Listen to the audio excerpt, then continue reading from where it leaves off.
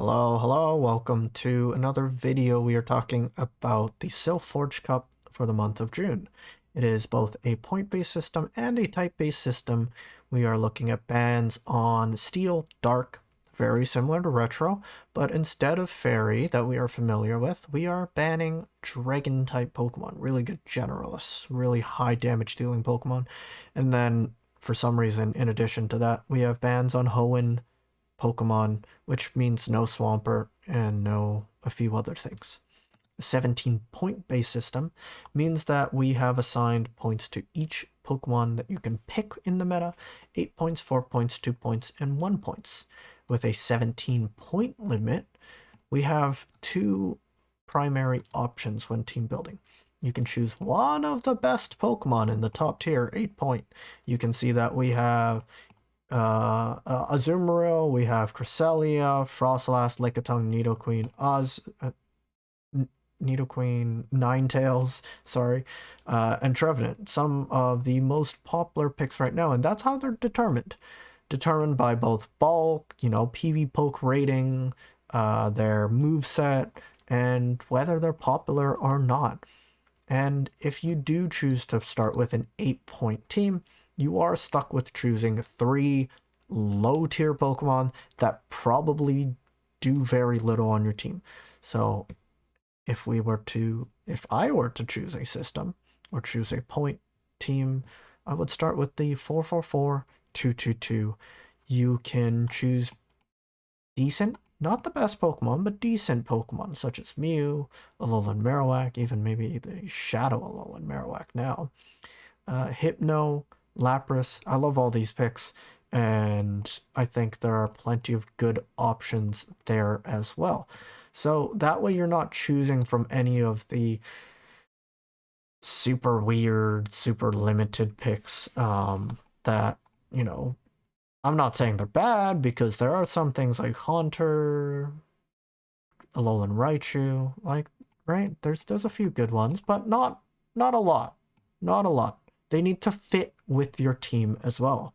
They need to synergize with your team. And that is the hard thing to do with Show 6 Pick 3. So, we have a fighter flyer tank meta in almost every single meta. Why did I put this down? It's because our bans are Dark, Steel, and Dragon. That means that most of the tank meta is gone. And the bigger problem is that Steel type dominates the meta. Steel types determine what is a flyer, and Steel types determine what is a fighter. Everything that essentially falls into these roles is determined by whether it beats or loses to Steel and is forced into one role or another. That's the super long story short. And without those typings, including Dark, you have an increased popularity or increased viability of Psychic, Ghost, and Normal type Pokemon. Dragons are just kind of there to mess with a bit of everything, right? So those don't really affect the meta too much. But you do see a decrease in fighting as well as fairy type Pokemon, because fightings don't have that many targets anymore. Why use a fighting type to deal with a normal type Pokemon when you can now use, for example, a flying type Pokemon to deal with a normal type Pokemon, or even a poison type Pokemon to deal with a normal type Pokemon, right? You have so many more options now that Steel is no longer the primary type.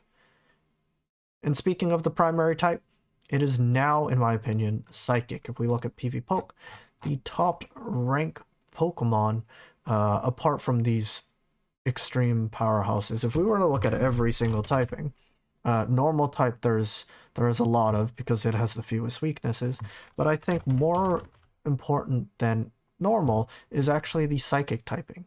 You have no true weaknesses on a lot of these Pokemon because you do not deal resisted damage to anything other than itself. Normal types can still be walled by Rock, by Ghost. Those options are still available. So I think a good place to start is looking at Psychic type Pokemon in this meta and building around a Psychic type, start. So if you don't know where to start,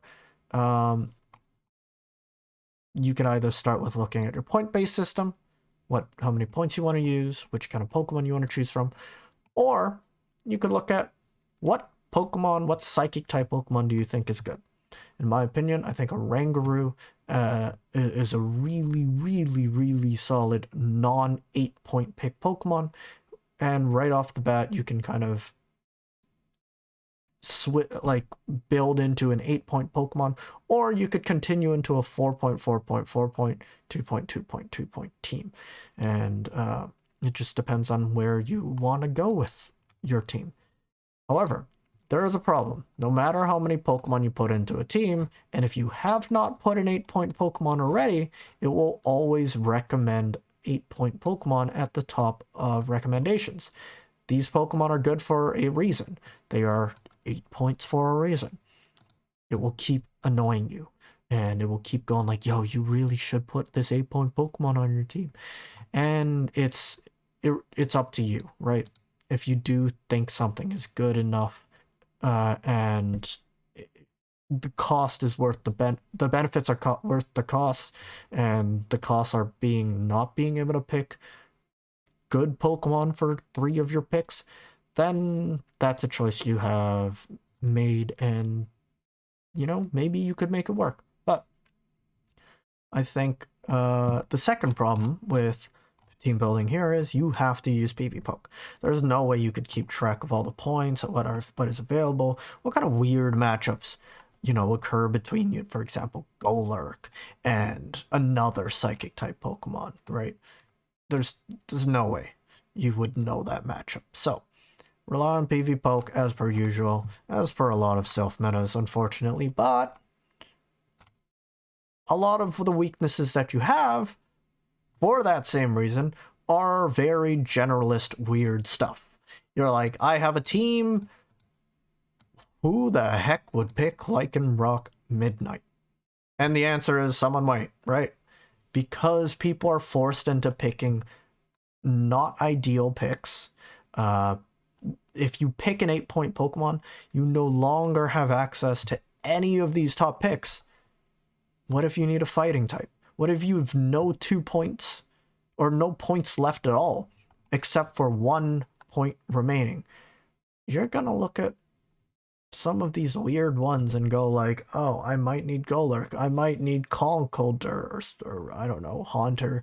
What if I need a weird fighter, but I need a fighter, but the only weird fighters left is Poliwrath, right? It's not a real fighter. So you have these weird picks, as well as weird niche roles, as well as weird weaknesses. And that's the most important thing. The further down the line, the weaker these Pokemon get for a bunch of reasons, bulk, moveset, typing, they have a larger number of weaknesses and a fewer number of wins. And I think that's the thing you need to keep in mind when you build in this meta. It will get weird and weirder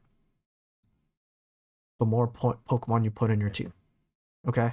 So you're going to have to go through a lot of iterations and a lot of, I guess, practicing with comfort Pokemon, practicing with familiarizing with Pokemon that you might have never seen as well. So yeah, I don't know what else to say.